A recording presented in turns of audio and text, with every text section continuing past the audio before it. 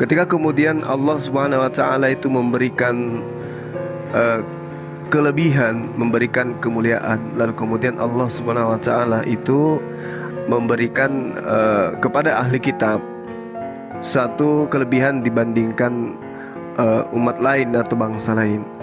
Mereka kemudian mengingkari perjanjian itu. Mereka kemudian ingkar terhadap apa yang Tuhan perjanjikan kepada mereka. Al-Quran menjelaskan, bismillahirrahmanirrahim, walaqad ahzallahu mitsaqa bani Israil, dan sungguh Allah telah mengambil perjanjian dari Bani Israel. Lalu Allah mengatakan, wa ba'atsna minhum 12 naqiban, kami telah mengangkat 12 orang pemimpin di antara mereka. Lalu Allah berfirman, wa qala Allahu inni ma'akum, aku bersama dengan kalian wahai Bani Israel. Jadi Bani Israel yang dimaksud di sini adalah anak Yakub dari keempat istrinya, ya. Ya, kayak gitu. Dari ketiga istrinya, betul. Nah, lalu kemudian dari istri-istri Yakub inilah kemudian melahirkan 12 anak. Dari 12 anak inilah kemudian menjadi suku-suku besar.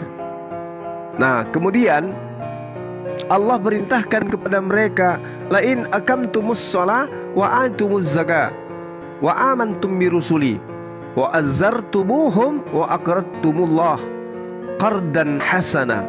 Ini yang kemudian Allah katakan, aku bersama kamu.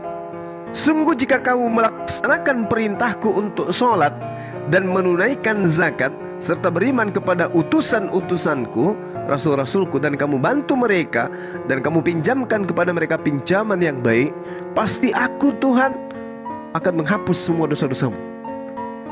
Ini yang diperintahkan kemudian Allah, ini yang dinyatakan Allah kepada mereka.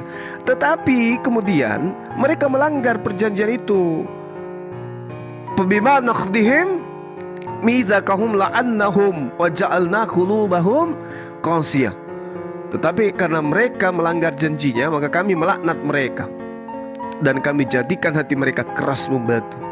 Jadi laknat ini kemudian yang datang kepada Bani Israel di antara orang-orang yang ada pada masa itu, yaitu menjadi kerah, ya.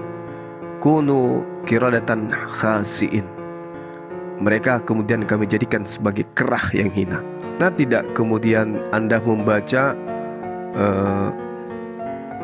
Yesus kemudian memasukkan roh jahat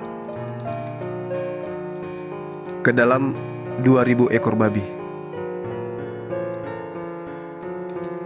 Iya bang, iya bang. Pernah. Nah, pertanyaan yang sama kalau gitu. Kenapa kemudian Yesus tega membunuh 2000 babi? Tapi itu bukan poinnya. Poinnya adalah orang yang menjadi peternak babi yang susah payah kemudian menggembalakan babi mereka. Ketika ada roh jahat dimasukkan kepada babi-babi yang kemudian adalah babi peliharaan, bukan babi liar. Jadi ada 2000-an babi yang dimasukkan ke dalam tubuh mereka roh jahat oleh Yesus, sehingga babi itu terjun ke jurang. Mereka semua mati. 2000 babi loh. Pertanyaan yang sama kepada saudara ketika diterangkan dalam Lukas 8, kemudian Kisah Para Rasul 10, ada juga di Markus 5 juga. Bagaimana kemudian yang kayak begini dianggap kasih? Jawabannya oleh karena babi dan juga unsur daripada orang yang roh jahat ini adalah sesuatu yang tidak baik, sesuatu yang buruk. Nah, ketika orang ini dikutuk dengan dikutuk oleh Allah menjadi seekor kerah, ya itu juga karena tabiat mereka, karena pelanggaran mereka. Karena sebelumnya kan Allah mengatakan inni ma'akum, aku bersama dengan kalian. Mereka dimanjakan. Jadi ayat Al-Baqarah ayat 65, walaqad alimtumul ladina atadaw minkum fis sabti faqulna lahum kunu qiradatan khasiin, itu menjelaskan bahwasanya sikap dan keingkaran Bani Israel itu ketika kemudian Allah menegur dan memurkai mereka, mereka nggak berhenti. Kemurkaan Allah itu semakin menjadi-jadi kepada mereka. Maka Allah menghukum mereka dengan menjadikan mereka ini sebagai binatang gitu loh, sebagai seekor kera. Apakah kemudian tidak ada kasih? Udah, kasih Tuhan itu melimpah-limpah kepada mereka loh. Dari sejak kemudian mereka dibebaskan dari perbudakan, diutus para nabi kepada mereka, diutus para rasul kepada mereka, diberi kitab-kitab kepada mereka. Tuhan menyatakan mujizatnya di tengah-tengah mereka. Coba. Tapi mereka memang tegar tengkuk. Mereka orang-orang yang ada pada saat itu adalah orang yang selalu membangkang perintah-perintah Tuhan, merasa karena dia itu dianak emaskan gitu loh. Setiap mereka diberi mujizat, diberi kemudahan, diberi kemenangan, pada saat itu juga mereka tidak bersyukur, malah semakin membuat kepungahan ke hadapan Allah, membuat keingkaran. Mereka malah semakin tegar tengkuk. Bayangkan aja tuh, dari Mesir sampai ke tanah Kanaan, sampai ke Palestina, sudah nyata-nyata diperintahkan oleh Tuhan, masuklah ke dalam negeri yang telah kuberikan kepadamu. Ah, nggak mau, kata dia. Nggak mau aku masuk. Suruh dulu orang-orang itu di dalam keluar dari negeri itu. Kamulah Musa masuk sama Tuhanmu berdua. Kamu perangilah orang-orang itu di dalam. Nanti kalau udah kamu usir orang-orang itu, barulah kami masuk. Kami biarin aja di sini dulu untuk santai-santai. Kan bayangkan itu. Jadi Allah murka kepada mereka. Makanya Allah kemudian mengutuki mereka. Ya, lalu Allah mengatakan, jadilah kalian kera yang hina.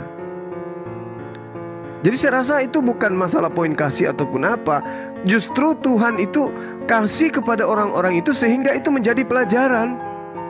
Menjadi pelajaran kepada orang-orang setelahnya. Sama seperti Firaun.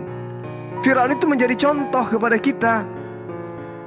Oleh Allah memberikan pengajaran itu kepada kita, bahwa kita sebagai manusia, makhluk ciptaan Tuhan, gak boleh ngaku Tuhan. Nah, itulah dia. Jadi kesimpulan saya bahwasanya ketika kemudian Allah murka, maka apapun yang terjadi, apapun bisa terjadi. Kalau dia mau mengutuk kita jadi batu tawas sekalipun, kalau Allah murka dan itu Tuhan izinkan, itulah yang terjadi. Itu baru Tuhan namanya. Bukan justru Tuhan yang dikutuki mati.